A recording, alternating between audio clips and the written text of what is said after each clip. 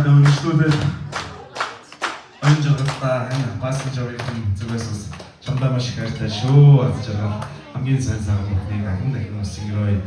Удаан жил ирүүл их хамтаа сайхан алья гэсэн мэдлэгийг бас дэвшүүлж байна. Тэгээд баяр тазруулаад ганцхан шимэн миний шүү гэж хамтдаг өрөмбөрья. Бид хамтдаа сайн.